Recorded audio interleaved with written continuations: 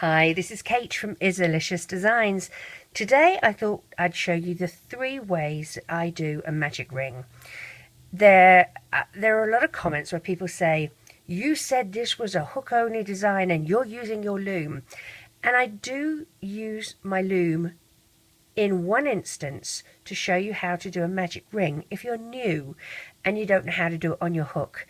It doesn't mean that the design is made on the loom. It means I'm showing you an easier way to do it.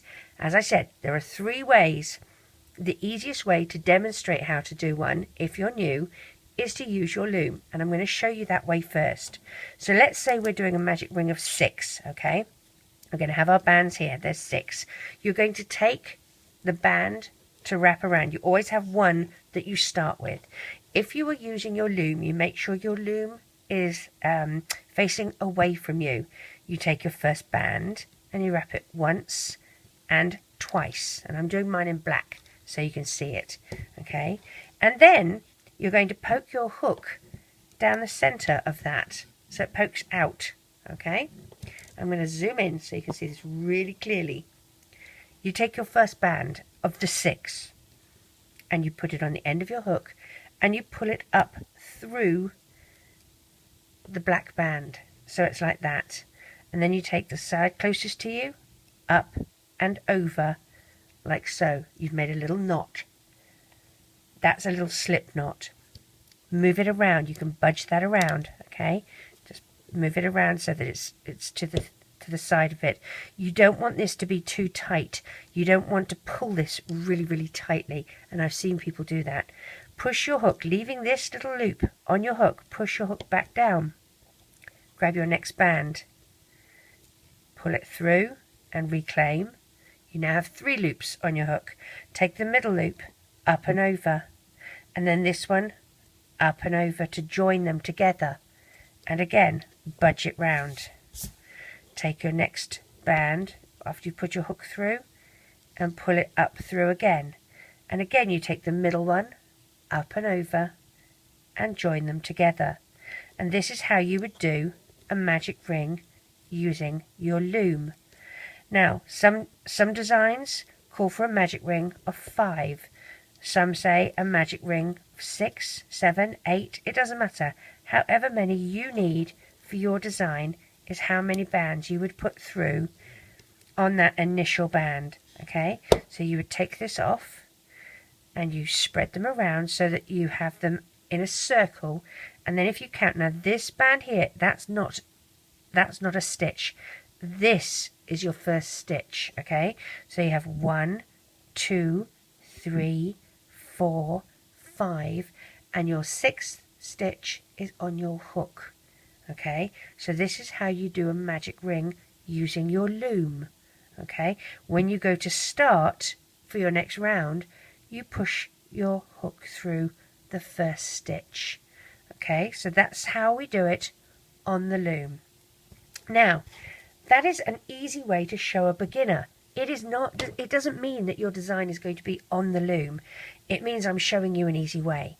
If you were doing it without your loom, okay, you're going to take your hook and place your first band on and wrap it once and twice, just like you did on your peg, only this is now the equivalent of your peg.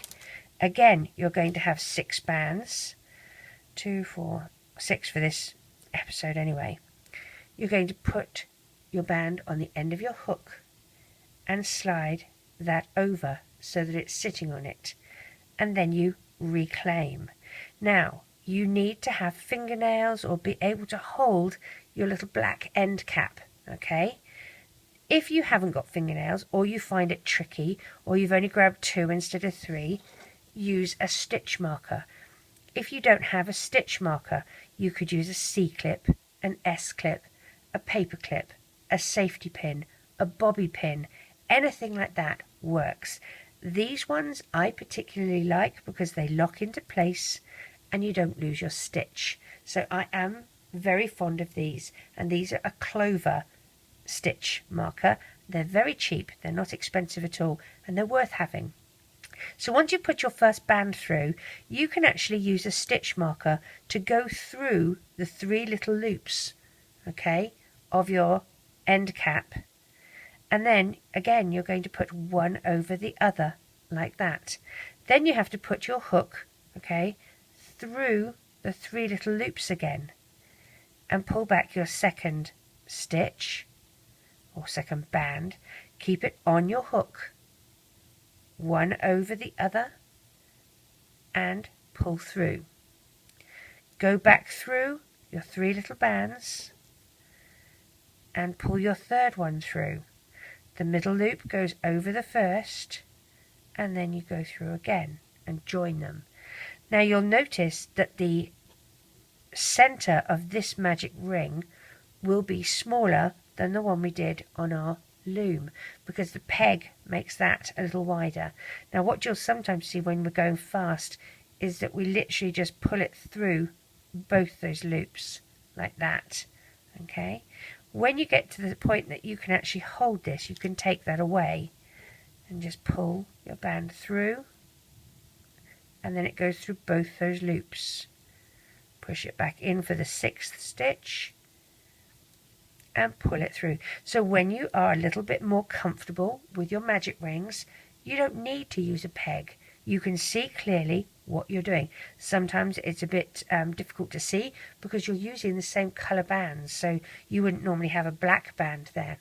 If you were doing it without your stitch marker helping, single band, wrap it twice around. Let's get our bands ready. 6 bands.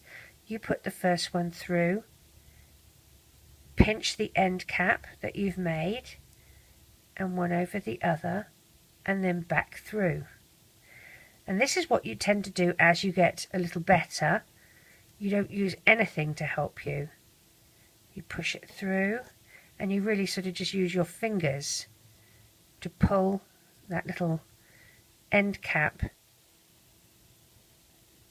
to give you space to put your bands through.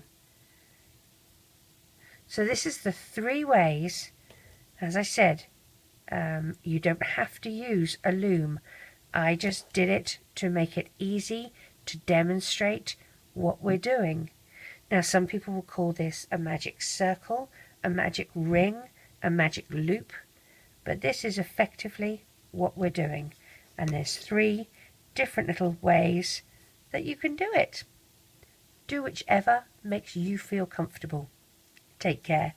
Bye.